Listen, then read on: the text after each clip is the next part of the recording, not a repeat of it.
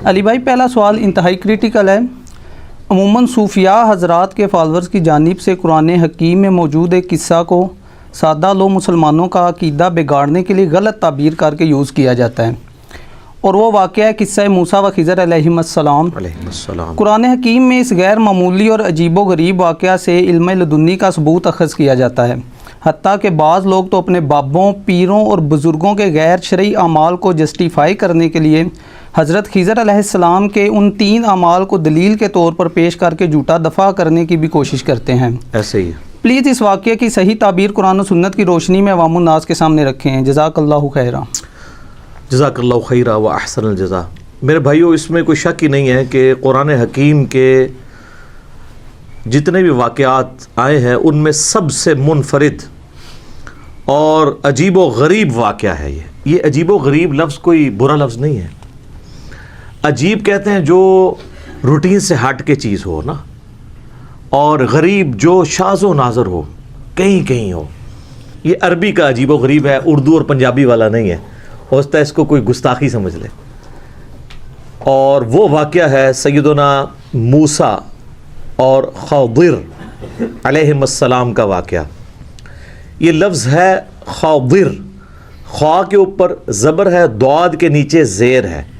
اردو میں ہم خضر پڑھ سکتے ہیں، لیکن غلط العام ہے خضر۔ خضر لفظ غلط ہے، یہ خضر لفظ ہے، لیکن چونکہ اردو میں چل رہا ہے، اب میں بھی اگر اسے بول دوں گا تو کوئی برائی والی بات نہیں ہوگی۔ جو چیز ریناؤنڈ ہوتی ہے وہ اس طریقے سے چل رہی ہوتی ہے۔ تو موسیٰ اور خضر علیہم السلام والا واقعہ ایک یونیک واقعہ ہے۔ اس واقعے کی تفصیلات کو اور اس سے نکلنے والے ریزلٹس کو ڈسکس کرنے سے پہلے اس کا جو بیک گراؤنڈ ہے وہ پتہ ہونا ضروری ہے۔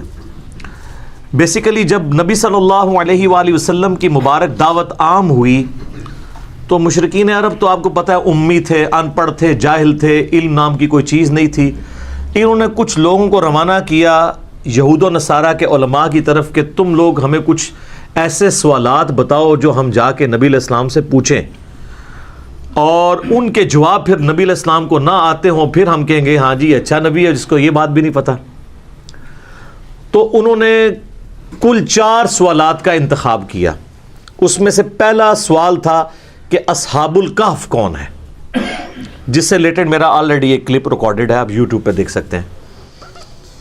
دوسرا سوال انہوں نے کیا کہ یہ موسیٰ اور خضر علیہم السلام والا واقعہ اس کی کیا حقیقت ہے۔ اور تیسرا ذوالقرنین جو بادشاہ ہے، جو یہودیوں کے لیے ایک منجی اور نجات دہندہ کی حیثیت رکھتے تھے، ان کا واقعہ کیا ہے۔ اور چوتھا سوال تھا روح کی حقیقت سے متعلق۔ تو یہ جو 4 سوالات ہیں ان کے جواب میں اللہ تعالیٰ نے اپنے محبوب صلی اللہ علیہ وآلہ وسلم کو ایجوکیٹ کیا، اور قرآن حکیم کی سورۃ الکہف 18 نمبر سورت نازل ہوئی، جو پارہ نمبر 15 سے شروع ہو کر پارہ نمبر 16 میں مکمل ہوتی ہے۔ اور ان 4 سوالات کے جوابات دیے گئے، اور اسی کانٹیکسٹ میں یاجوج اور ماجوج کا ذکر بھی اس میں آیا، اور اس کے علاوہ بھی دنیا پرستی کی جو مذمت ہے، یہ مرکزی ٹاپک ہے سورۃ الکہف کا۔ انہی میں سے ایک یہ قصہ موسیٰ اور خضر ہے علیہم السلام۔ پہلے میں اسے جستہ کور کروں گا، قرآن، بخاری اور مسلم کو جوڑ کے ایک پورے کا پورا جو واقعہ بنتا ہے۔ اس کے بعد پھر میں انجینئرنگ کروں گا انشاءاللہ تعالی، اس کی صحیح تعویل کیا ہے، اس کو مس کوٹ کس طریقے سے کیا جاتا ہے، اور اس کے پیچھے ریالٹی کیا تھی۔ یہ واقعہ سورۃ الکہف کے اندر 23 آیات کے اوپر پھیلا ہوا ہے، آیت نمبر 60 سے لے کر 82 تک،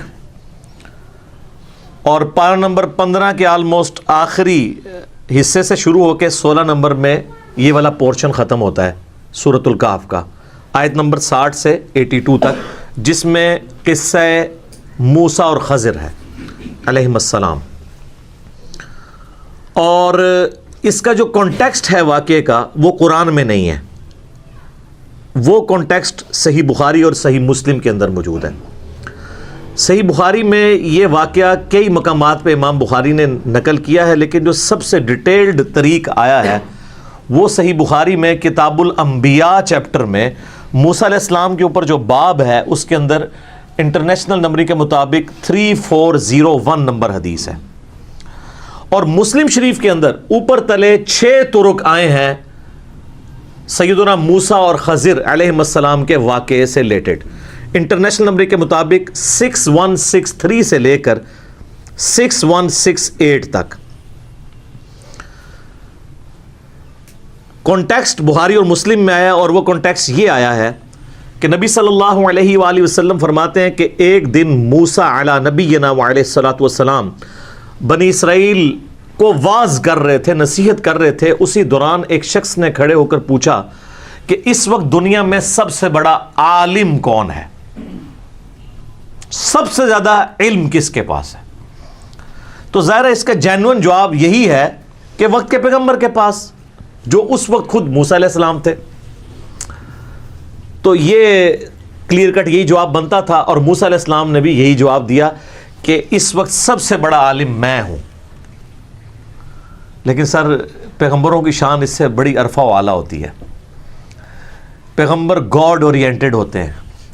اللہ تعالیٰ کو یہ موسیٰ علیہ السلام کا جواب ناپسند ہوا، اور بخاری مسلم کے الفاظ ہیں، اس جواب کی وجہ سے اللہ تعالیٰ نے ان پر عتاب فرمایا، غصہ فرمایا کہ تم تو پیغمبر تھے، تمہیں چاہیے تھا تم علم کو اللہ کی طرف منسوخ کرتے۔ ظاہر ہے موسیٰ علیہ السلام نے آگے سے کوئی جسٹیفائی نہیں کرنا تھا کہ یا اللہ یہ تو مخلوق کی بات ہو رہی تھی، تیرا اور میرا کمپیریزن ہی کوئی نہیں ہے۔ لیکن پیغمبروں سے یہ ایکسپیکٹ کیا جا رہا ہوتا ہے کہ وہ گاڈ اورینٹڈ ہوں، کیونکہ انہوں نے مخلوق کو گاڈ اورینٹڈ کرنا ہوتا ہے۔ یہاں آپ کے بابے دعوے کرتے ہیں، اور بابے سر کی طرح نظر بھی نہیں آتے دور دور تک۔ یہاں وقت کا پیغمبر، اولو العزم پیغمبر، 5 اولو العزم پیغمبر ہیں سورہ شورى کے اندر۔ نمبر 1 امام اعظم محمد رسول اللہ صلی اللہ علیہ وآلہ وسلم۔ نمبر 2 سیدنا ابراہیم علیہ السلام۔ نمبر 3 سیدنا نوح علیہ السلام۔ نمبر 4 سیدنا موسیٰ علیہ السلام، اور نمبر 5 سیدنا عیسیٰ علیہ السلام علیہم السلام اجمعین۔ سبحان ربک رب العزت عما یصفون وسلام علی المرسلین والحمد للہ رب العالمین۔ یہ بیسٹ درود ہے جو قرآن میں سورہ الصافات کی آخری 3 آیات ہیں۔ تو اب اللہ تعالیٰ نے پھر کہا کہ موسیٰ، اب میں تجھے ایک ایسے بندے سے ملواؤں گا جس کے پاس ایسا علم ہے جو میں نے تجھے بھی نہیں دیا ہوا۔ اللہ اکبر۔ اور اس کے لیے نشانی مقرر کی کہ تم اپنے ساتھ ایک بھنی ہوئی مچھلی رکھ لینا، اس کے ذریعے ہم نشانی ظاہر کریں گے، اور ہمارے اس بندے سے تمہاری ملاقات ہوگی اس جگہ پر جہاں پر 2 دریا آ کر ملتے ہیں، وہاں پر تمہیں ہمارا وہ بندہ ملے گا۔ یہ جتنی باتیں میں نے کی ہیں یہ بخاری اور مسلم میں ہیں۔ قرآن میں جو واقعہ سٹارٹ ہوتا ہے وہ اس کے بعد سٹارٹ ہوتا ہے، اور اس میں یہ نہ تو حضرت خضر کا نام ہے، بخاری مسلم میں حضرت خضر کا نام آیا ہوا ہے، اور قرآن پاک میں حضرت موسیٰ علیہ السلام کے اس ساتھی کا نام بھی نہیں ہے جس کو وہ اپنے ساتھ اسسٹنٹ کے طور پر لے کر گئے تھے، لیکن بخاری مسلم میں اس کا نام آیا ہے یوشع ابن نون، جو ان کے صحابی تھے، اور بعد میں موسیٰ علیہ السلام کی وفات کے وقت اللہ نے ان کو پیغمبر بنا دیا، اور وہ جانشین، خلیفہ اول بھی بنے اور جانشین بھی بنے اور پیغمبر بھی بنے، یوشع ابن نون علیہ السلام۔ قرآن میں سٹارٹ سورہ الکہف کی آیت نمبر 60 سے یہاں سے ہوتا ہے کہ موسیٰ علیہ السلام نے، وہ یاد کرو وہ وقت موسیٰ علیہ السلام نے اپنے اس نوجوان ساتھی سے کہا کہ رخت سفر باندھ دو، ہم نے ایک سفر کرنا ہے، اور میں اس وقت تک سفر کرتا رہوں گا جب تک کہ میں اس مقام پر نہ پہنچ جاؤں جو اللہ تعالیٰ نے مجھے وحی کے ذریعے آگاہ کیا ہے۔ تو وہ دونوں چل پڑے۔ اب یہ جو آگے کی سٹوری ہے نا، یہ ساری قرآن کے اندر آتی ہے، لیکن کانٹیکسٹ بخاری مسلم میں تھا۔ تو وہ اپنا ساز و سامان ساتھ رکھتے ہیں، راستے کا کھانا بھی۔ آپ کے بزرگ جو ہیں وہ کئی سال تک بغیر کھائے پیے زندہ رہتے ہیں، جو بزرگوں کے بزرگ ہیں وہ اپنا کھانا بھی ساتھ لے کے چلتے ہیں۔ یہ میں آپ کو ساتھ ساتھ فرق بتاؤں گا. کیوں؟ تاکہ مرنے سے پہلے اے مسلمان کر لے اس پہ غور. کتابوں کا خدا اور ہے، بابوں کا خدا اور. یہ تو چھوٹی چیز ہے. بخاری اور مسلم میں حدیث ہے کہ نبی علیہ السلام کی مبارک زندگی کا جب 40واں سال شروع ہوا تو حضرت ختیجہ بھی نبی علیہ السلام کو کھانا باندھ کے دیا کرتی تھی غار حرا میں جانے کے لیے. نبی علیہ السلام بھی اپنا کھانا ساتھ لے کے جاتے تھے. آپ کو کہانیاں کروائی گئی ہیں. تو جس کو کوئی زیادہ زوم ہے نا تو اس کا مکہ پانی بند کرتے ہیں تو اب کیمرے کے سامنے اس کو لے آتے ہیں نا, وہ اس طرح کی روحانیت دکھائے نا ہمیں. سب جھوٹ ہے سر. قرآن میں تو حضرت عیسیٰ علیہ السلام اور ان کی ماں کے بارے میں سورۃ المائدہ کی آیت نمبر 75 میں کیا آیا کہ عیسیٰ اور ان کی ماں روٹی کے محتاج تھے, وہ دونوں کھانا کھایا کرتے تھے. ایسوں کو اپنے نفع و نقصان کا مالک سمجھ رہے ہو جو خود روٹی کے محتاج ہیں. بڑی ڈاڈی آیت ہے. تو عیسیٰ علیہ السلام بھی روٹی کے محتاج ہیں. تو آپ کے سارے بزرگ بابے جو اکثر ہے ہی جعلی ہیں, وہ اصلی بھی ہوں تو موسیٰ علیہ السلام کی جوتیوں کی خاک کے برابر بھی نہیں ہے, عیسیٰ علیہ السلام کی جوتیوں کی خاک کے برابر بھی نہیں ہے. بے شک. تو وہ رخت سفر لے کے چلتے ہیں بھنی ہوئی مچھلی, اور ایک جگہ وہ راستے میں آرام کرنے کے لیے چٹان کے پاس کھڑے ہوتے ہیں. تو قرآن میں تو بس اتنا ذکر ہے, بخاری مسلم میں آتا ہے کہ وہاں پہ حضرت موسیٰ علیہ السلام کو اونگ آ جاتی ہے, اور اسی دوران وہ جو مچھلی بھنی ہوئی مچھلی ہے, قرآن میں یہ ذکر بھی ہے کہ وہ بھنی ہوئی مچھلی جو ہے وہ زندہ ہو کے پانی کے اندر چلی جاتی ہے. یہ اب وہ نشانی تھی مردے کا زندہ ہونا. یہ منظر یوشع ابن نون دیکھ رہے ہوتے ہیں, لیکن وہ موسیٰ علیہ السلام کو بتاتے نہیں کیونکہ وہ ان کے آرام میں خلل سمجھتے ہیں. جب موسیٰ علیہ السلام اٹھتے ہیں تو یوشع ابن نون بھول جاتے ہیں یہ بات, اور سورۃ الکہف میں یہ آتا ہے کہ وہ جب بعد میں ان کو جا کے یاد آتا ہے وہ کہتے ہیں مجھے شیطان نے بھلا دیا تھا. آگے جب چلتے ہیں نا تو حضرت موسیٰ علیہ السلام کہتے ہیں مجھے تھکاوٹ ہو رہی ہے تو وہ جو کھانا ہے وہ تو کھلاؤ نا مجھے. تو وہ کہتے ہیں حضرت وہ کھانا تو جب ہم وہاں رکے تھے نا چٹان کے پاس تو وہ مچھلی جو ہے نا میں نے دیکھا وہ زندہ ہوئی اور پانی میں چھلانگ لگی. اور نہ کیا تیرا بھلا ہو جائے اللہ دے بندے, وہی تو وہ جگہ تھی جہاں میں وہ بندہ ملنا تھا. تو قرآن کے الفاظ ہیں وہ الٹے قدم واپس پلٹتے ہیں. اب موسیٰ علیہ السلام کو بھوک بھی بھول جاتی ہے کیونکہ اصل تو چیز وہ ہے. اچھا, ڈاکٹر سرار صاحب جب یہ واقعہ بیان کر رہے تھے نا بیان القرآن میں, تو کہتے ہیں کہ یہاں پہ علماء اور بزرگوں نے بتایا ہے کہ حضرت موسیٰ علیہ السلام کو تھکاوٹ اس لیے ہوئی کہ وہ اس سے آگے چلے گئے تھے جو اللہ نے ان کے لیے جگہ مقرر کی تھی. پہلے ان کو تھکاوٹ نہیں ہوئی. تو اب وہ فوت ہو چکے ہیں, اللہ تعالیٰ ان کی مغفرت کرے, ہمارے استاد ہیں. سر یہ بخاری مسلم میں لکھا ہے کہ نبی علیہ السلام نے فرمایا ہے کہ حضرت موسیٰ علیہ السلام کو تھکاوٹ اس لیے ہوئی کہ وہ اس مقام سے آگے چلے گئے تھے. یہ بزرگوں نے نہیں فرمایا, ٹھیک ہے. ہمارے ہاں احادیث بھی بزرگوں کے نام سے ہیں, ان بزرگوں کے کہ جنہوں نے حدیثوں کے ترجمے بھی کبھی نہیں کیے, پڑھنا تو دور کی بات. سر بخاری کا پہلا ترجمہ 1920 میں ہوا ہے, آج 100 سال بمشکل ہوئے ہیں, اور اسلام آئے ماشاءاللہ آپ کہتے ہیں 1000 سال ہو گئے. یہ 1000 سال بزرگ کیا کرتے رہے ہیں؟ نہ قرآن ٹرانسلیٹ کیا ہے نہ بخاری کیا ہے, آپ کہتے ہیں خدمات ہیں دین کے لیے. ٹھیک, تو پھر میں اور طرف چل پڑوں گا. صلوات بر محمد و آل محمد, اللہم صلی علی محمد و علی آل محمد. اچھا, وہ واپس آتے ہیں تو اس جگہ پہ ایک شخص کو دیکھتے ہیں جو کہ ایک چادر اوڑھ کے بیٹھا ہوتا ہے, اور وہ بھی انتظار میں ہوتا ہے. اس کو بھی اللہ تعالیٰ نے ڈیوٹی لگائی ہوئی ہے کہ میرا پیغمبر آ رہا ہے تمہارے پاس. تو حضرت موسیٰ علیہ السلام اسے سلام کرتے ہیں, وہ آگے سے سلام کا جواب دیتا ہے.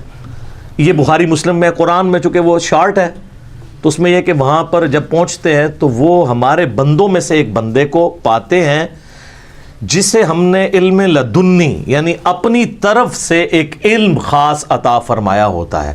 اسی جو لفظ ہے نا, اس سے انہوں نے علم لدنی کو اخذ کیا ہے. وہ الفاظ ہیں وَعَلَّمْنَاهُ مِن لَّدُنَّا عِلْمًا, ایسے بندے کو پاتے ہیں جسے ہم نے خاص اپنی طرف سے علم دیا ہوتا ہے. بخاری مسلم کے الفاظ یہ ہیں کہ حضرت موسیٰ علیہ السلام کو وہ بندہ کہتا ہے کہ حضرت اللہ تعالیٰ نے کچھ علوم مجھے ایسے سکھائے ہیں جو آپ کو نہیں سکھائے، اور کچھ علوم آپ کو ایسے سکھائے ہیں جو مجھے نہیں سکھائے. یہ ڈنڈی مار جاتے ہیں بابے، یہ نکال دیتے ہیں اس میں سے، یہ ڈسکس ہی نہیں کرتے، کیونکہ یہ بتانا چاہتے ہیں کہ جو ننگے پیر ہوتے ہیں نا، حالانکہ خضر علیہ السلام کہیں نہیں آیا کہ وہ ننگے تھے، الٹا یہ آتا ہے انہوں نے چادر اوڑی ہوئی تھی. یہ تو نکروں والے ہوتے ہیں نا بزرگ ان کے، مجذوب جو ہوتے ہیں، تو چادر اوڑی ہوئی تھی باقاعدہ انہوں نے.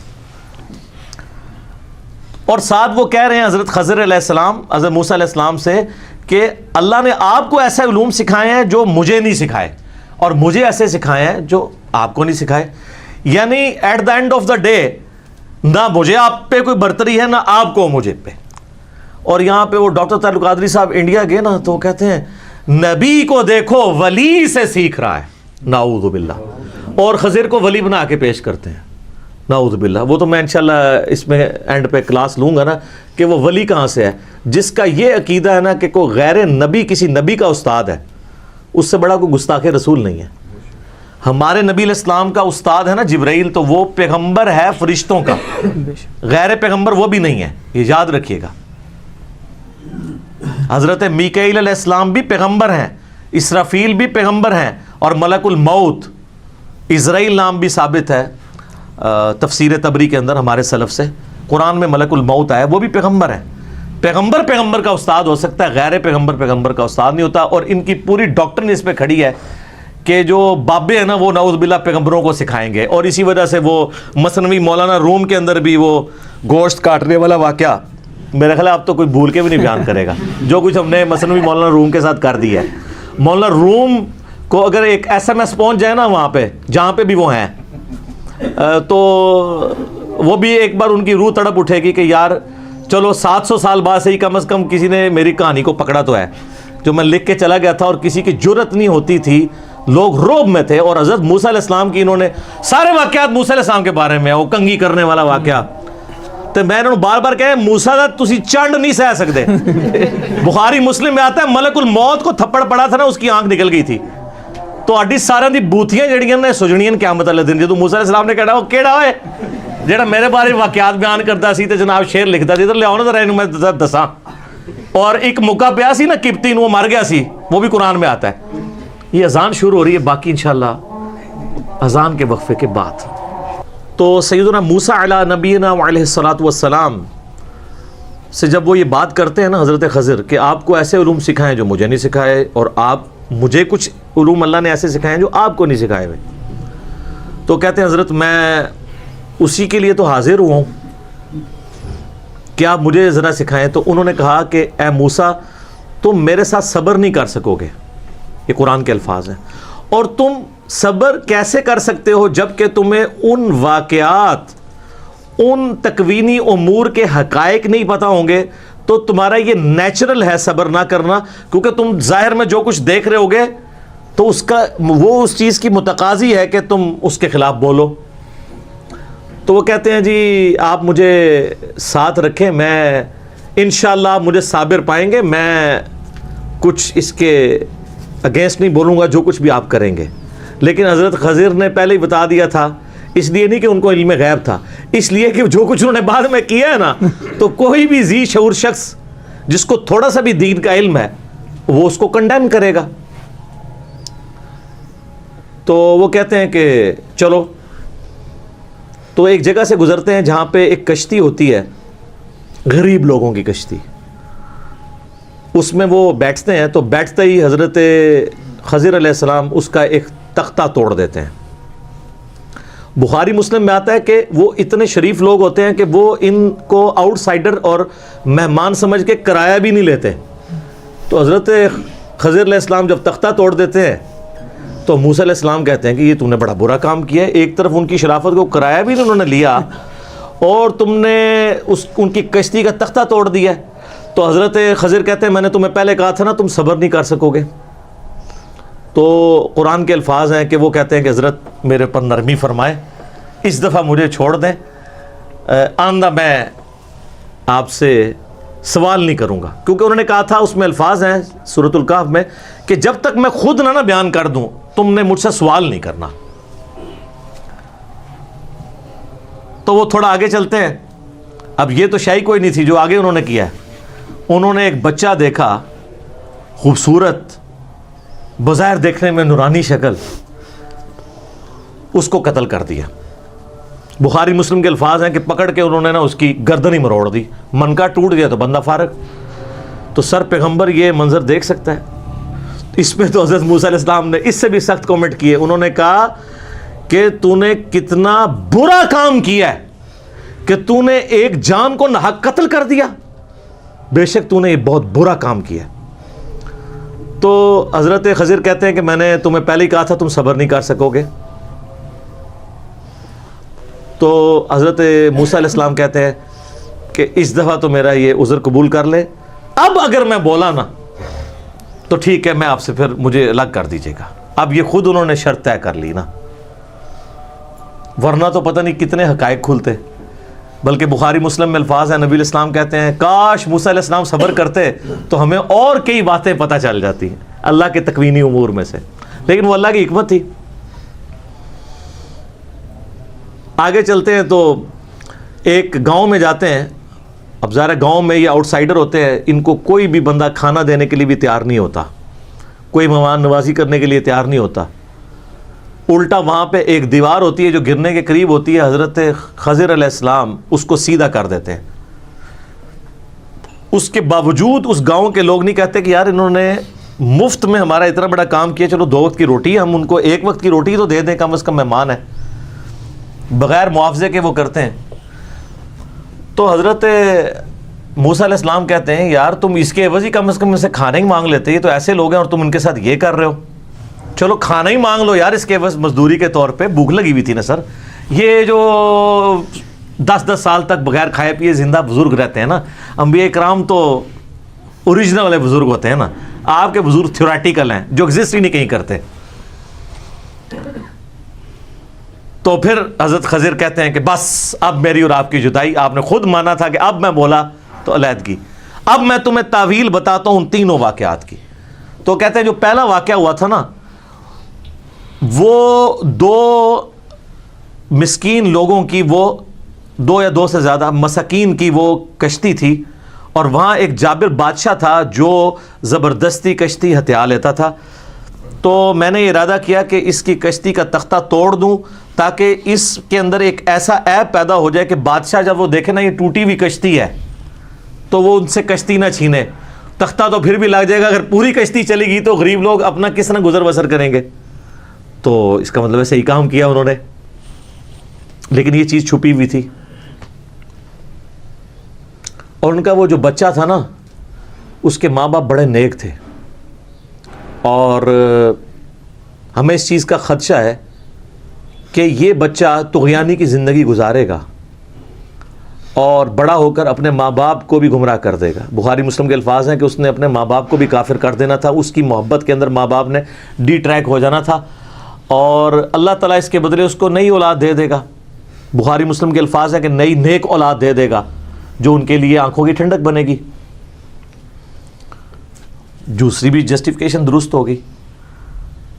تیسرا انہوں نے کہا کہ وہ جو دیوار تھی نا, وہ 2 یتیم لوگوں کی دیوار تھی, اور گاؤں کے لوگ جو اتنے بے حس لوگ ہیں کہ وہ مہمانوں کو کھانا نہیں کھلا رہے, اس دیوار کے نیچے ان کے آباء و اجداد کا خزانہ دفن تھا. ان کا باپ ایک نیک آدمی تھا. یہاں پہ الفاظ ہیں تمہارے رب نے یہ ارادہ کیا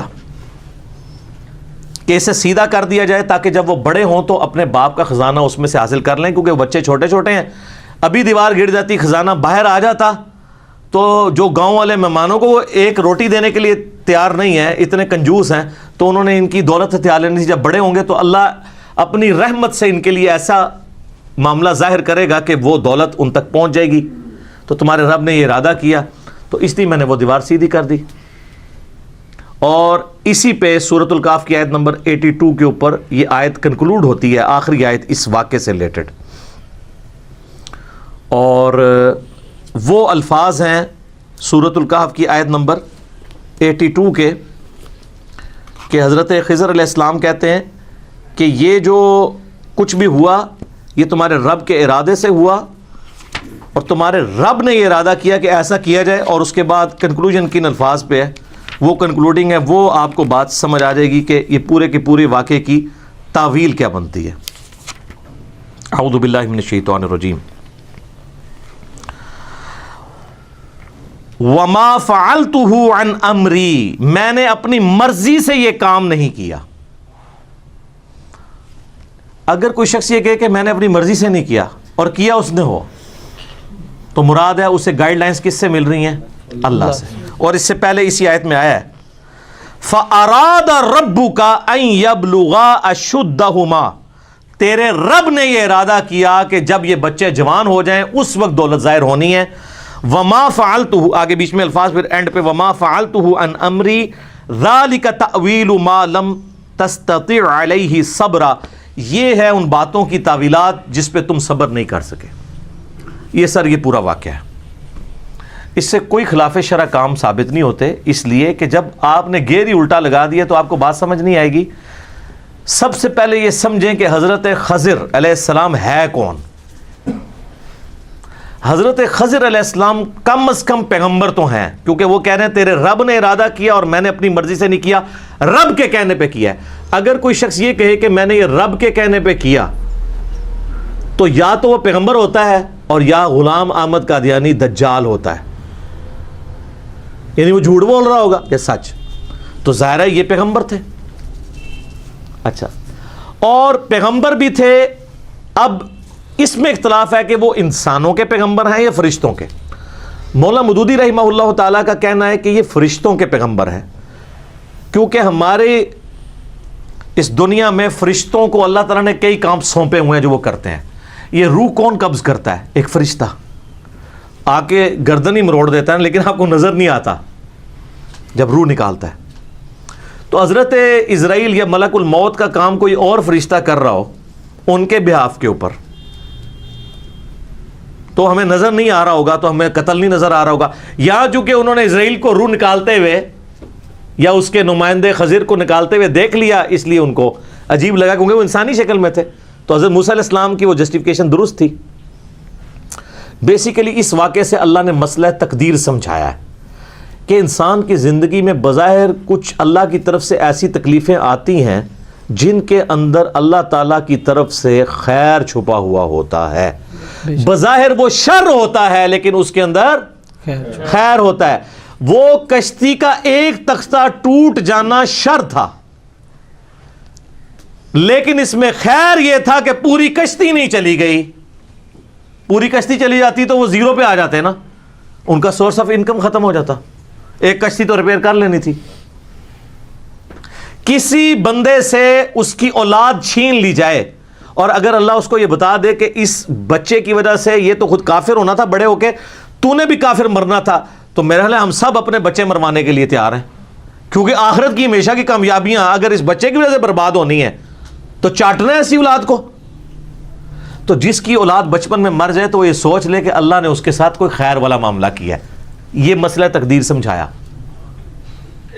اور تیسرا جو واقعہ تھا وہ دیوار والا، اس کے اندر اللہ تعالیٰ نے یہ بات سمجھائی کہ اگر کوئی شخص بچپن میں یتیم ہو گیا ہے اور مفلسی کی زندگی گزار رہا ہے، اللہ تبارک و تعالیٰ اس کے لیے اسپیشل پروٹیکشن کرے گا، اس کو کمپنسیٹ ضرور کرے گا۔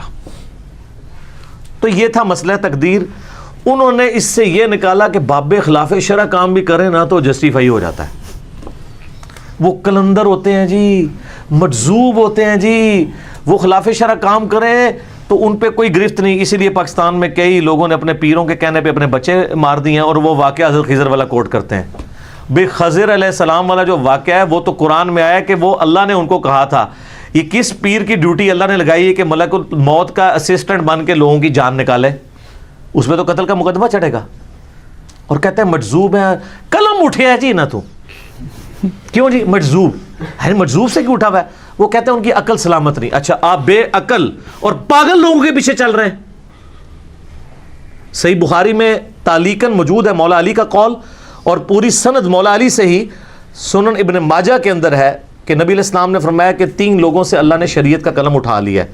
ایک پاگل شخص، مجنون، آپ کا مجذوب اور قلندر، دوسرا سویا ہوا شخص، اسے اپنی ہوش نہیں ہے، اور تیسرا بچہ، چونکہ بچہ جو اس پہ شریعت لاگو نہیں ہوتی۔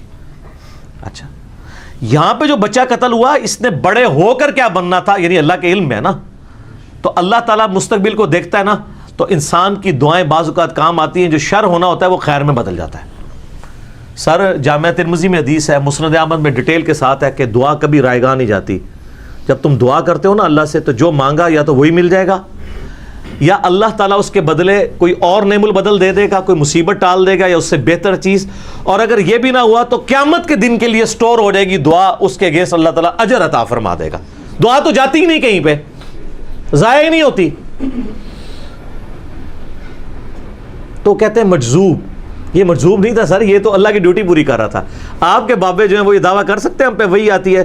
سر دعویٰ کریں نا تو ہم ان کے اوپر 295C بھی لگوائیں اور انہیں لا کے غلامت کا دیانی کی صف میں کھڑا کریں گے، کیونکہ نبی علیہ السلام کے بعد تو نبوت کا دروازہ بند ہو چکا ہے.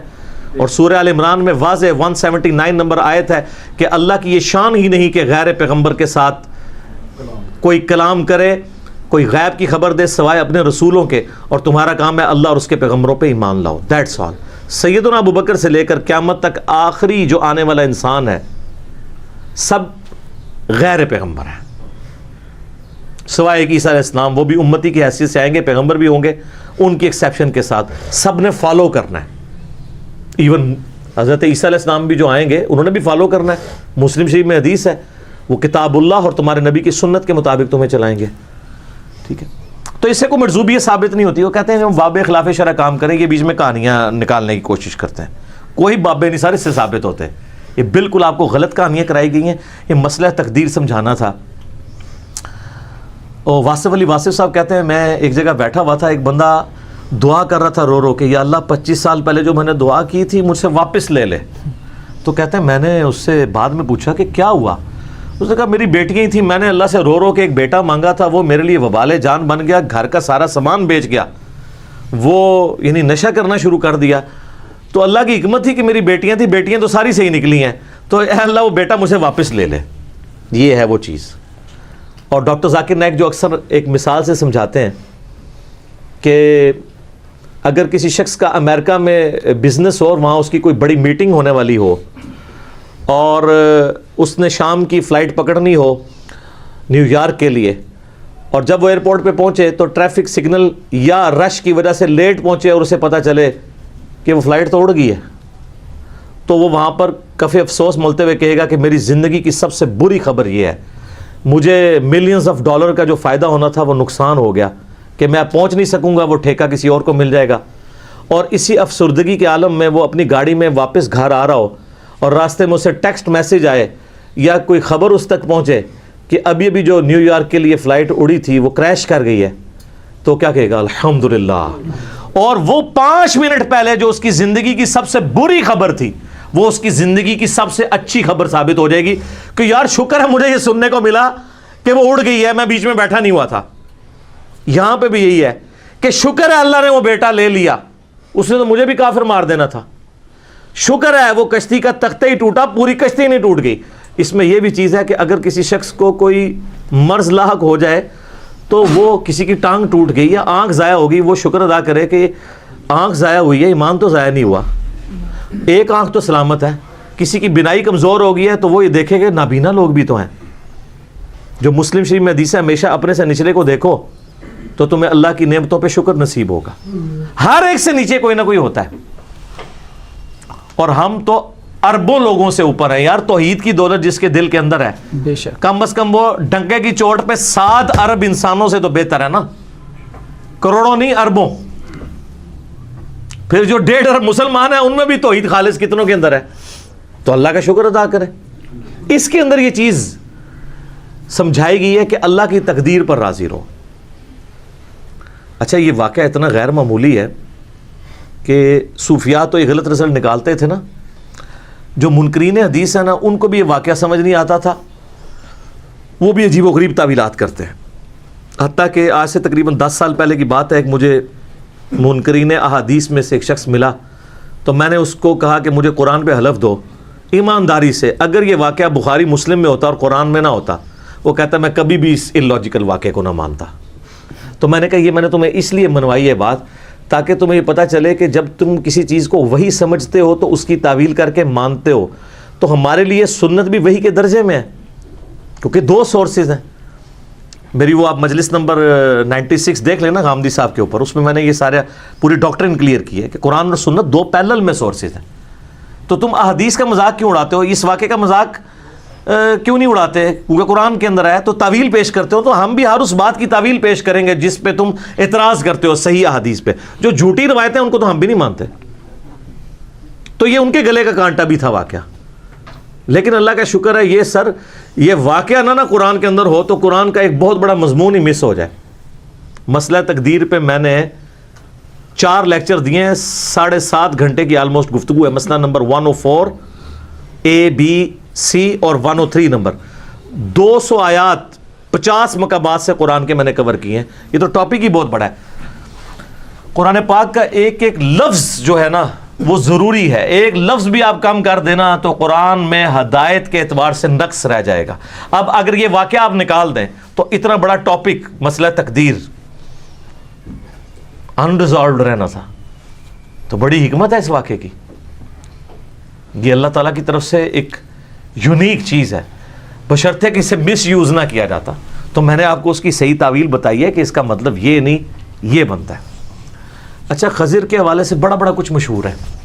وہ کہتے ہیں مسلم شریف میں ایک حدیث ہے کہ وہ قرب قیامت میں دجال کے خلاف جو وہ ایک سید الشہداء کھڑا ہوگا نا، جس کو دجال ایک دفعہ قتل کرے گا. میں نے کئی دفعہ واقعہ سنا ہے. انٹرنیشنل نمبر کے مطابق 7375 نمبر حدیث کے اینڈ پہ آتا ہے کہ ابو اسحاق امام مسلم کے شاگرد کہتے ہیں کہ کہا جاتا ہے کہ وہ حضرت خضر ہوں گے. وہ کہتے ہیں خضر آج تک زندہ ہے. دیکھو مسلم شریف میں لکھا ہے. سر مسلم شریف میں سند کے ساتھ نہیں لکھا. امام ابو اسحاق جو امام مسلم کے شاگرد ہیں انہوں نے کہا کہ کہا جاتا ہے، نبی علیہ السلام سے انہوں نے منسوب نہیں کیا.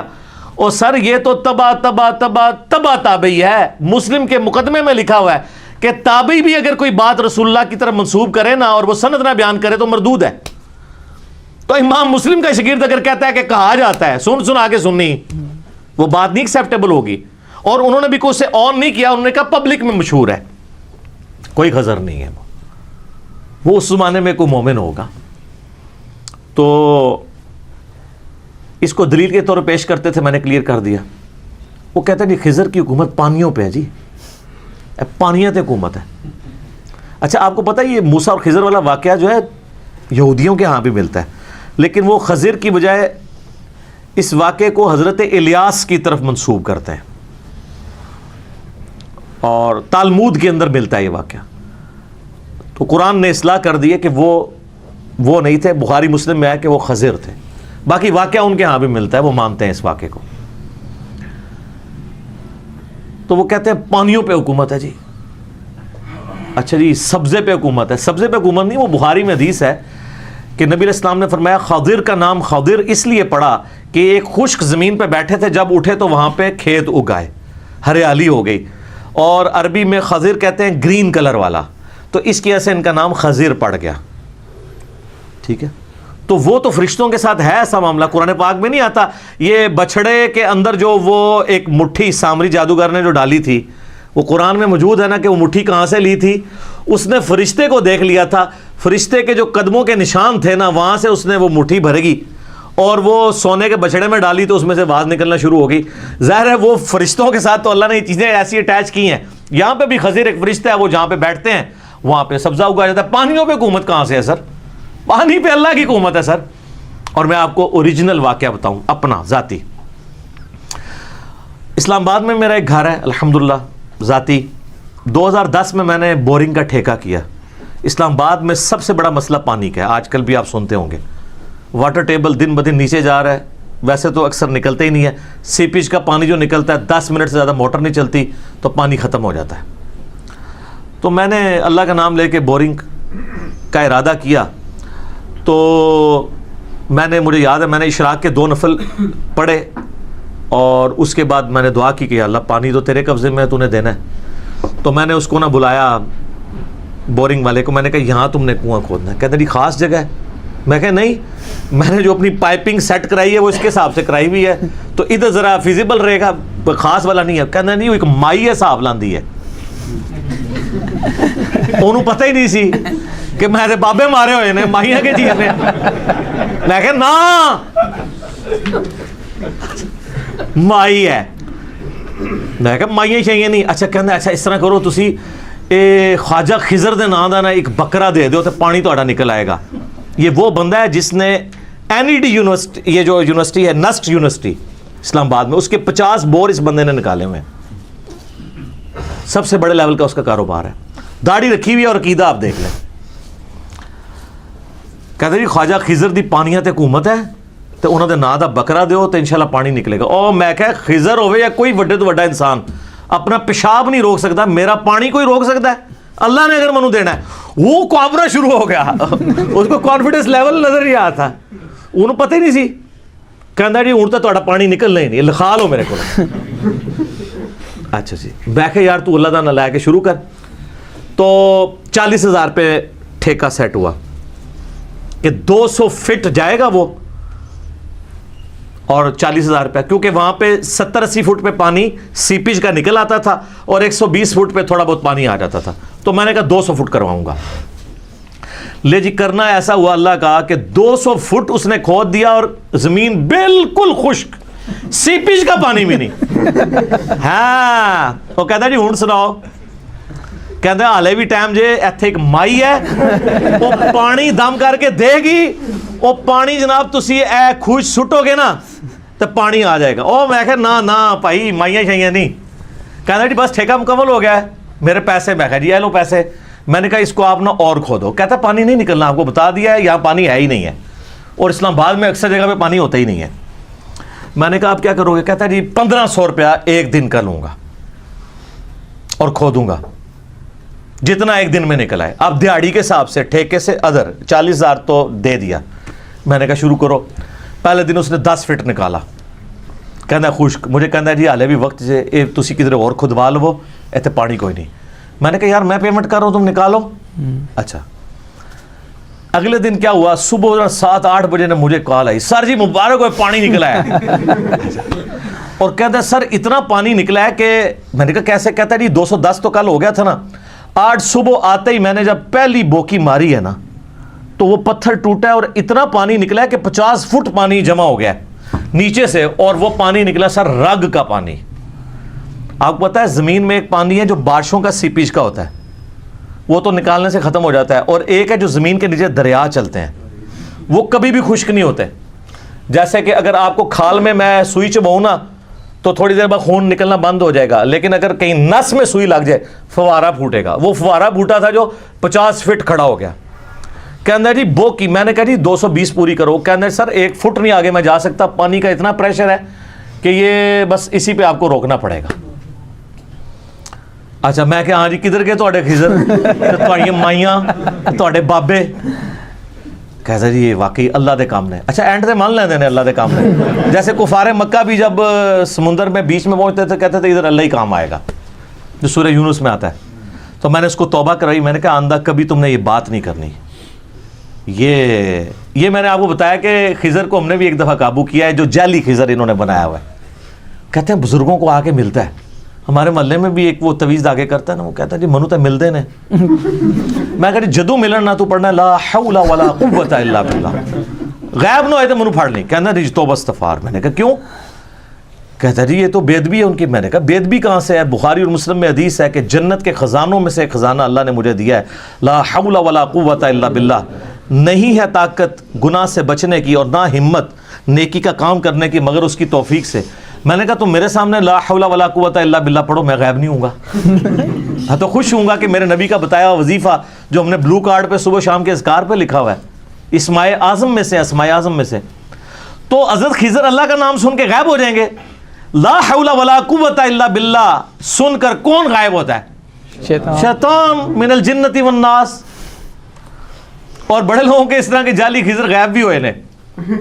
ایک اوریجنل واقعہ مجھے بندے نے بتایا, اس نے کہا جی اس طریقے سے ہم نے نا ایک بندے کو یہ وظیفہ بتایا. وہ کہتا جی وہ داتا صاحب منو راوی دے پل تے روزانہ ملتے ہیں. تو انہوں کو کہا یار اب آئے نا تو تم نے پڑھنا لا حول ولا قوت الا باللہ. اب وہ علی اجویری صاحب کو تو پتہ بھی نہیں ہے, وہ شیطان ان کے نام پہ آ کے مل رہا ہے, ان کا کوئی قصور نہیں. تو کہتے وہ پڑھا تو غائب ہو گیا, اس نے رونا شروع کر دیا, تو اسی بزرگوں ناراض کر دیا. یعنی ادھر بھی یہ تعویل کر لیں گے کہ بزرگ ناراض ہو گئے نے. تو جڑا بزرگ اللہ دے نام تو ناراض ہوندا ہے وہ بزرگ نہیں گا, وہ شیطان ہے. اللہ کا نام سن کے تو بزرگ خوش ہوں گے. ٹھیک ہے, نبی علیہ السلام کے سنت وظائف ہیں. تو یہ وہ کہتے ہیں پانیوں پہ حکومت, سر کسی کی کسی چیز کے اوپر کوئی حکومت نہیں ہے, اللہ ہی اللہ ہے. اللہ اکبر کبیرا والحمد للہ کثیرا وسبحان اللہ بکرۃ واصیلا. سر وہ 10 فٹ کے فاصلے پہ ایمان اور کفر تھا میرے اس بورنگ کے, پانی تو نکلنا ہی تھا, وہ خضر یا مائی یا بابے کے کھاتے میں ڈال جانا تھا. اور اکثر یہی ہوتا ہے. میرے ایک بڑے قریبی جاننے والے ہیں, وہ انگلینڈ سے ٹکٹ کٹا کے پاکستان آئے, ان کو خواب میں, ان کی اولاد نہیں تھی, تو خواب میں اشارہ ہوا کہ فلاں بزرگ کے دربار پہ جاؤ تو اللہ تمہیں بیٹا دے دے گا. سر خواب وہ کہتے ہیں جی جناب غیبی خبر باقی ہے, بخاری مسلم میں حدیث ہے. اچھا جی, اس کی قسمت اچھی کہ وہ پہلے دن ہی میرے درس میں بیٹھا. ان دنوں میں گھر میں چھوٹی سی مجلس کرتا تھا, 2008-9 کی بات ہے. اس نے جب درس سنا نا مزارات کے بارے میں, قبروں کے بارے میں, بابوں کے بارے میں, انہوں نے کہا جی میں بے اولاد مر جانا ہے, میں بابے کسی کو نہیں جانا. اچھا جی, وہ آیا اسی کے لیے ٹکٹ کٹا کے تھا. جیسے ہی واپس گیا, اس کی وائف کی طبیعت خراب ہوئی, وہ ڈاکٹر کے پاس لے کے گیا تو انہوں نے کہا کہ آپ کی تو پریگنینسی ٹھہرے ہوئے 40 دن سے زیادہ ہو چکے ہیں. یعنی وہ خواب سے پہلے پریگنینسی ٹھہر چکی ہوئی تھی, وہ بابے کے کھاتے میں ڈلنی تھی جو اللہ کی تھی. آج ماشاءاللہ ان کا بچہ 8-9 سال کا ہے, اللہ نے ان کو بیٹا دیا. تو وہ جب خواب آیا اس سے پہلے ہی یہ, کیونکہ پریگنینسی کا تھوڑے دنوں کے بعد پتہ چلتا ہے, تو یہ اکثر بابوں کے کھاتے میں جو واقعات ڈلے ہوتے ہیں نا, وہ اس طرح ڈلے ہوتے ہیں, وہ اللہ کے ہوتے ہیں, وہ بابوں کے کھاتے میں ڈالے ہوتے ہیں. یہاں بھی اگر کوئی کمزور ایمان والا ہوتا تو جا کے مائی سے دام کرواتا اور پھر نکل بھی آتا تھا. پوری زندگی نہ انہیں قرآن پڑھنا سی, نہ بخاری نہ مسلم, انہیں مائیاں اور بابیاں پیچھے جانا سی. ٹھیک ہے, اسی لیے تو سر ہم کہتے ہیں کہ مرنے سے پہلے اے مسلمان کر لے اس پہ غور, کتابوں کا خدا اور ہے, بابوں کا خدا اور. ہم آپ کو کتابوں کے خدا کا تعارف کروا رہے ہیں, اور جب آپ غور کریں گے تو آپ جھوم کے کہیں گے, ضرور کہیں گے کیا, کہ نہ میں بابی نہ میں بابی, میں ہوں مسلم علمی کتابی. تو یہ اس طریقے سے جھوٹی تعویلات اس واقعے سے جو سہارا لیتے تھے, میں نے اللہ کے فضل سے ان معاملات کو کلیئر کر دیا.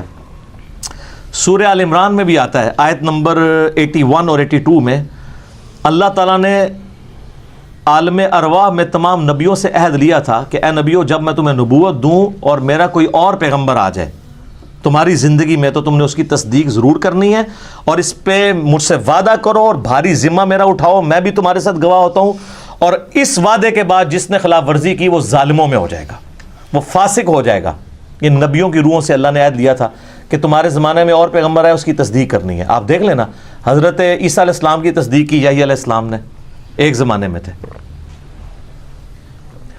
تو تعویل خاص کے اعتبار سے تو یہ تمام انبیاء کے لیے, اور تعویل عام میں آپ ہمارے نبی علیہ السلام کے لیے اس اعتبار سے لے سکتے ہیں کہ اللہ تعالیٰ نے یہ عہد لیا تھا کہ اگر ہمارے نبی علیہ السلام تمہاری زندگی میں آ جائیں, تم نے اس کی تصدیق کرنی ہے. اور وہ اللہ نے کروائی ہے. واقعہ معراج میں جو صحیح مسلم میں حدیث ہے کہ تمام نبیوں کا امام اللہ نے بیت المقدس میں مجھے بنایا جبرائیل علیہ السلام کے ذریعے, اور وہ دنیا میں وہ بات پوری ہوئی. میں ایک معصومانہ سوال کرتا ہوں کہ نبیوں کی نبوت چھن جانی ہے اگر وہ رسول اللہ پر ان کی زندگی میں ایمان لا کر ان کی مدد نہیں کریں گے. سورہ آل عمران 81-82. حضرت خضر کے بارے میں کوئی ضعیف حدیث بتا دیں کہ کبھی غزوہ بدر, احد یا خندق میں رسول اللہ کے ساتھ شریک ہوئے ہوں. صحیح تو مانگتے ہی نہیں, ہمیں پتہ ہے صحیح تو ہے ہی نہیں ہے, ضعیف ہی دکھا دیں. تو آپ حضرت خضر کی نبوت چھنوانا چاہتے ہیں؟ کیونکہ اگر وہ رسول اللہ کی انہوں نے مدد نہیں کی اور سامنے آ کے ڈکلیئر نہیں ہوئے, اعلانیہ ایمان نہیں لے کے آئے, تو نبوت سے فارغ ہیں, یہ قرآن کا فتویٰ ہے. اس کا مطلب خضر کوئی نہیں تھے اس زمانے میں. اگر وہ ہوتے تو رسول اللہ کے قدموں میں حاضر ہوتے. یہ سب کہانیاں ان کو جو بابوں کو ملتے ہیں نا, یہ وہ سارے جعلی معاملات چل رہے ہیں. تو یہ علم لدنی کا اس سے لیتے تھے. وہ جو سورہ الکہف میں وہ حضرت خضر کہتے ہیں وَعَلَّمْنَاهُ مِن لَدُنَّا عِلْمًا, وہ کہتے ہیں یہ سینہ وسینہ علم چلتا ہے. ویسے میں نے 55A مسئلہ ریکارڈ کروایا ہے علم لدنی کے اوپر, آپ دیکھ سکتے ہیں. بخاری اور مسلم دونوں میں حدیث ہے. سیدہ عائشہ نے کہا سلام اللہ علیہا, جس شخص نے یہ کہا کہ نبی علیہ السلام نے دین کی جو باتیں اللہ نے آپ کو بتائی تھیں وہ چھپا لی ہیں امت سے, اور اسی میں امپلائڈ ہے کہ خاص لوگوں نے دسیاں نے باقیوں نہیں دسیاں، وہ اللہ اور اس کے رسول پہ جھوٹ باندھنے والا ہے۔ اور اما عائشہ نے اس کے ساتھ وہ آیت پڑھی سورۃ المائدہ کی، آیت نمبر 67، یا ایھا الرسول بلغ ما انزل الیک من ربک، جو اکثر وہ شیعہ پیش کرتے ہیں غدیر خم کے حوالے سے کہ اے رسول اللہ جو کچھ اللہ نے آپ کو وحی کیا ہے وہ آپ پہنچا دیں اپنی امت کی طرف، اور اگر آپ نے نہ پہنچایا تو آپ نے رسالت کا حق ادا نہیں کیا۔ تو اما عائشہ کہتی ہیں کہ اس آیت کے تحت نبی علیہ السلام نے کوئی بات امت سے نہیں چھپائی، اعلانیہ بتائی ہے۔ تو یہ کہتے ہیں خاص علم خاص لوگوں کو دیا ہے۔ سر اس امت میں اگر کوئی سب سے خاص بندہ تھا نا تو مولا علی تھے۔ بخاری اور مسلم متفق علیہ حدیث ہے، مولا علی رضی اللہ تعالیٰ عنہ علیہ السلام سے کسی نے آ کے پوچھا کہ یا امیر المومنین، آپ رسول اللہ کے خاص بندے تھے، کیا آپ کو رسول اللہ نے کوئی ایسی خاص باتیں بتائی ہیں جو باقیوں کو نہ بتائی ہوں؟ ہائے ہائے ہائے ہائے، آپ میں نبی علیہ السلام نے ہمیں وہی دین سکھایا جو باقیوں کو سکھایا ہے۔ ہاں ایک فہم قرآن ہے جو ہر مؤمن کا اپنا حصہ ہے کہ اس میں سے کتنا حاصل کرتا ہے۔ ظاہر ہے جی آپ قرآن پہ غور و تفکر کرتے ہیں، آپ پہ زیادہ راز کھلیں گے۔ جس نے ہمیشہ اس کو مردے بخشوانے کا ذریعہ سمجھا ہوا ہے اور کبھی ترجمہ پڑھا ہی نہیں، تفسیر پڑھی نہیں اس کو، تو حضرت علی نے کیٹاگوریکل ڈینائی کیا کہ نبی علیہ السلام نے مجھے کوئی ایسی خاص بات نہیں بتائی جو امت کو نہیں بتائی۔ پھر انہوں نے اپنے تلوار کی نیام میں سے ایک صحیفہ نکالا، شکر ہے نکال کے وہ دس دیتا کہ کیا ہے۔ انہوں نے کہا یہ نبی علیہ السلام نے ہمیں وصیتیں لکھوائی تھی کہ کسی مسلمان کو کافر کے بدلے میں قتل نہیں کیا جائے گا بلکہ اس کی دیت دی جائے گی اگر کوئی مسلمان کافر کو قتل کر دے۔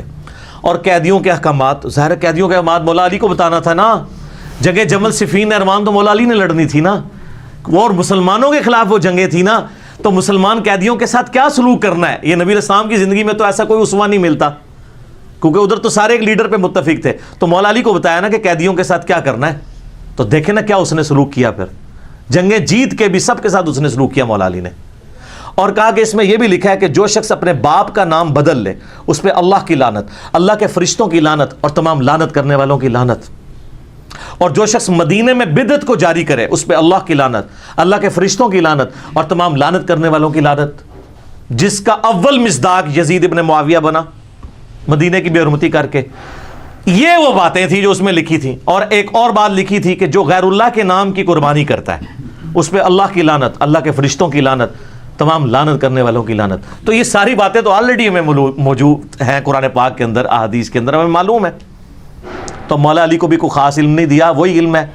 اور سر مجھے بتائیں حجۃ الوداع پہ جب نبی علیہ السلام اعلانیہ کہہ رہے تھے، بخاری مسلم میں یوم النحر کا خطبہ بھی ہے اور یوم عرفہ کا خطبہ الموطا امام مالک اور مستدرک الحاکم میں، کہ اپنے بعد دو چیزیں چھوڑ کے جا رہا ہوں، اللہ کی کتاب اور اس کی سنت، اسے مضبوطی سے پکڑ لو کبھی گمراہ نہیں ہوگے۔ اور پھر آپ نے پوچھا کیا میں نے اللہ کا پیغام پہنچا دیا؟ تو سب نے کہا بلا یا رسول اللہ، آپ نے پہنچایا، حق ادا کر دیا۔ ادھر کوئی بندہ نہیں کھڑا ہوا کہ یا رسول اللہ ایڈی منو خاص گل دسی ہے او میں اگے دس دے علم لدنی نا، پرانیاں کہانیاں، پرانے بابے، پرانے فرقے، پرانے بزرگ، ختم۔ ساڑی ایک نا نال ہی ختم ہو جاندے نے سارے، نا بڑی قیمتی ہے، اے تواڈے کلمہ ہی تو سٹارٹ ہوندا ہے، لا نہیں کوئی معبود نہیں سوائے اللہ کے، نہ کوئی بزرگ نہیں سوائے محمد رسول اللہ صلی اللہ علیہ وسلم، اور جو ان کا ہو جائے وہ ہمارے سر کا تاج، اور جو ان سے بغاوت کرے وہ بابا آپ کو مبارک۔ مجھے کہتے ہیں یار اتنے اتنے بزرگوں کے نام اس طرح لیتا ہے جیسے گلی ملی کے دوست ہیں، اتنے اتنے مفتیا کے، وہ سر ہم تو کچھ سمجھتے ہی نہیں ہے تو ہم نام ان کا کیوں ادب سے لیں؟ ہم تو ان کو دلائل سے ثابت کر رہے ہیں کہ ان کے عقیدے گستاخانہ ہے۔ شکر کریں کہ ہم آگے پیچھے لانتے لگا کے نام نہیں لیتے، احترام سے ہی لیتے ہیں، صاحب کہہ کے لیتے ہیں، تو خوف خدا کرے۔ تو مولا علی نے کہا کہ ایسی کوئی بات نہیں۔ پھر غدیر خم پہ بھی آپ صحیح مسلم میں اوپر تلے 4 حدیث ہیں، انٹرنیشنل نمبر کے مطابق 6225 سے لے کے 6228 تک، اس میں بھی قرآن اور اہل بیت ہے۔ غدیر خم پہ میرا کلپ لاکھوں لوگوں نے دیکھا، آپ دیکھ لیں، وہاں پہ بھی ہے کہ اہل بیت کے ساتھ اس نے سلوک کرنا ہے۔ قرآن اللہ کی کتاب ہے، اس میں ہدایت ہے، اس میں نور ہے، یہ اللہ کی رسی ہے، اس کو پکڑو، اپنا تعلق اس کے ساتھ مضبوط کرو، جو اسے پکڑے گا وہ ہدایت پہ ہوگا، جو چھوڑ دے گا گمراہ ہو جائے گا۔ کتاب اللہ کتاب اللہ کتاب اللہ۔ اور دوسری چیز اہل بیت ہے، میرے اہل بیت کے معاملے میں تمہیں اللہ کا خوف دلاتا ہوں، آپ کو بتا دیا گیا تھا کہ آپ کی امت کام ڈالے گی ان کے ساتھ، ٹھیک ٹھیک ہے. تو یہ وہ چیزیں تھیں. وہ کبھی علم لدنی بنا دیا, کبھی کہتے ہیں جی کچھ آپ کو پتہ ہے کوئی خاص باتیں بتائی ہیں, وہ خاص باتیں خاص لوگوں کو بتائی ہوئی ہیں. سر کوئی نہیں ہے. اچھا پھر وہ کہتے ہیں وہ جی صحیح بخاری میں ہے نا کہ حضرت ابو ہریرہ کہتے ہیں میں نے نبی علیہ السلام سے 2 پیالے لیے ہیں یعنی علم کے, ایک میں نے تمہیں بتا دیا, دوسرا بتاؤں تو تم میری گردن کاٹ دو. وہ کہتے ہیں جو دوسرا نہیں نا بتایا وہ اسی قسم کے پٹھے کام تھے, یعنی یہ پٹھے کام میں الٹے کام, ورنہ وہ بتا دیتے. تو سر آپ کے تصوف کے کس سلسلے میں حضرت ابو ہریرہ آتے ہیں؟ کسی بھی نہیں. تو وہ علم لدنی تو ابو ہریرہ کو ملا تھا, اور مولا علی کہہ رہے ہیں کہ کوئی اور نہیں چیز ہے, تو ابو ہریرہ کو آپ مولا علی سے اوپر کر رہے ہیں. اور سر بخاری میں ہی اس کی تشریح موجود ہے. حضرت ابو ہریرہ کہتے ہیں مجھے نبی علیہ السلام نے بنو قریش بنو امیہ کے ان لونڈوں کے ان لڑکوں کے نام, ان کے ماں باپ کے نام بھی بتائے ہیں جن کے ہاتھوں امت کی تباہی ہونے والی ہے. اور صحیح مسلم کے الفاظ ہیں کہ نبی علیہ السلام سے صحابہ نے پوچھا کہ یا رسول اللہ جب ایسا معاملہ ہو تو آپ نے فرمایا کاش میری امت اس قبیلے سے الگ ہو جائے جو میری امت کی اینٹ سے اینٹ بجا دے گا, بنو امیہ. اور وہی ابو ہریرہ مسند ابی یعلا میں موجود ہے کہ وہ کہتے ہیں نبی علیہ السلام نے اپنی وفات سے چند دن پہلے خواب دیکھی کہ ان کے ممبر کے اوپر بندر کود رہے ہیں, تو حضور کو وفات تک کسی نے مسکراتے ہوئے نہیں دیکھا. آپ فرمایا کہ میں نے آل مروان بنو امیہ کے بندروں کو اپنے ممبروں پہ دیکھا ہے, اپنے ممبر کے اوپر, یعنی میرے بعد وہ حکمران بنیں گے. اور یار یہ بندر تھے, بخاری کے الفاظ ہیں کہ حضرت ابو ہریرہ جس زمانے میں یہ بات کر رہے ہیں انہی بندروں کی تو حکومت تھی بنو امیہ کی. تو حضرت ابو ہریرہ ڈرتے تھے کہ اگر, کیونکہ وہ مروان ہی تو یہ پوچھ رہا تھا کہ حضرت بتائیں وہ لوگ کون ہیں, انہوں نے کہا اگر میں بتا دوں تو میری گردن مار دی جائے, یعنی تم لوگ ہو. بالکل کلیئر ہے, اس میں علم لدنی نہیں ہے. کیا سے کیا بنا دیا انہوں نے. اور دیکھیں کہانی کیسے پکڑی گئی, ادھر سے پکڑی گئی, دوسری طرف ان کے تصوف کے سلسلے میں حضرت ابو ہریرہ ہی کوئی نہیں ہے. وہ تو سر منافقین کے نام بھی بتائے تھے جو پبلکلی نہیں بتائے گئے, لیکن وہ دین کا حصہ تو نہیں ہے. صحیح بخاری موجود ہے رازدار رسول کون ہے؟ حذیفہ ابن یمان. صحیح مسلم میں موجود ہے حذیفہ ابن یمان کو 12 منافقین کے نام بتائے تھے. نبی علیہ السلام نے فرمایا کہ میرے صحابہ میں 12 منافق ہیں, ان میں سے کوئی جنت میں داخل نہیں ہوگا یہاں تک کہ اونٹ جو ہے سوئی کے ناکے سے گزر جائے. یہ سورۃ الاعراف میں جو ہے وہ محال ایک ایگزامپل دی گئی ہے. تو فرمایا نہیں داخل ہوگا, ان میں سے دبیلا پھوڑا نکلے گا ادھر کمر پہ 8 لوگوں کو. میں نے نہیں پوچھنا کنوں کنوں نکلے ہیں, وہ اپنے بزرگوں سے پوچھ کے چلیں آپ. تو نبی علیہ السلام نے یہ یعنی پہلے ہی فرما دیا تھا. تو وہ منافقین کے نام حذیفہ ابن یمان کو بتائے تھے. ٹھیک ہے. عمار ابن یاسر کو آ کے ایک بندہ پوچھتا ہے نا کہ جی آپ کو کوئی خاص دین سکھایا ہے نبی علیہ السلام نے؟ ان کا نہیں, البتہ جو حذیفہ کو منافقین کے نام بتائے.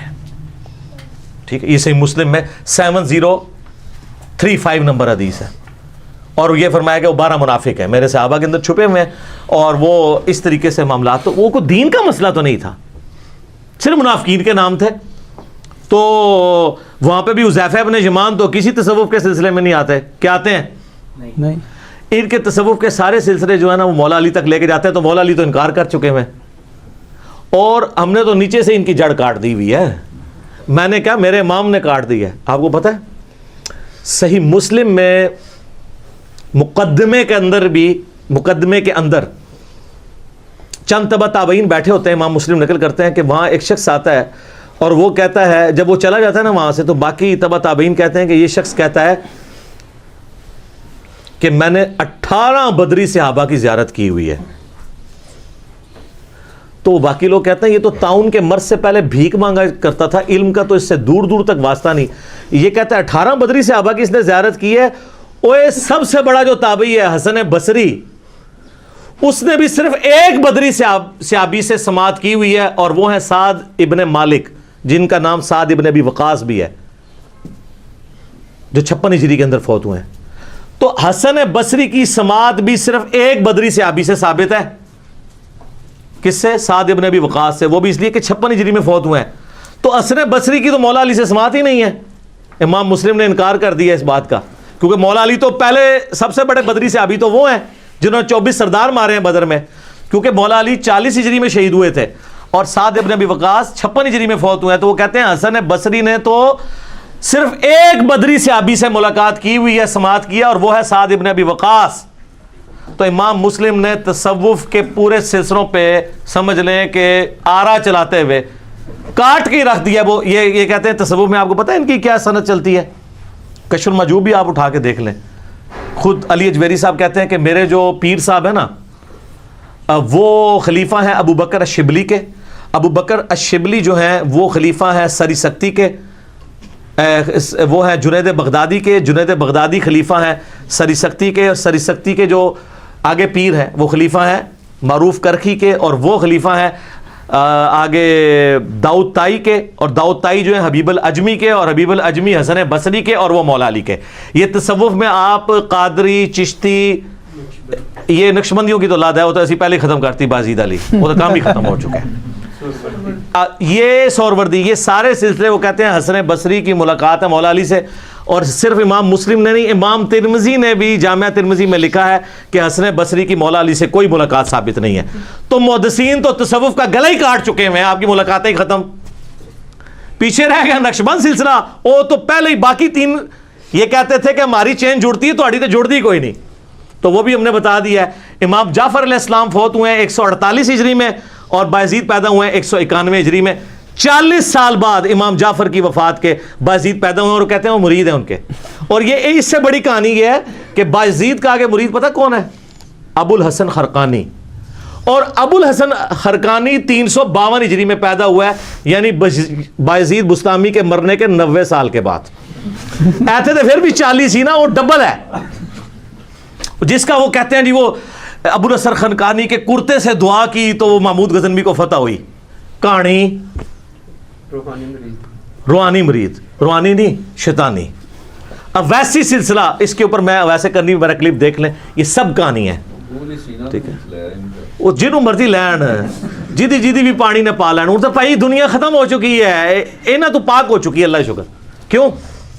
کیونکہ یہاں پہ ایک نعرہ بلند ہے کہ مرنے سے پہلے یا مسلمان کر لے اس پہ غور. کتابوں کا خدا اور ہے بابوں کا خدا اور. یہ بالکل کہانیاں انہوں نے کروائی تھیں اور یہ پورے کا پورا سلسلہ ہی کاٹ دیا امام مسلم نے امام ترمذی نے کہ تصوف کے اندر یہ لنک بنتا ہی کوئی نہیں حسن بصری کا مولا علی کے ساتھ.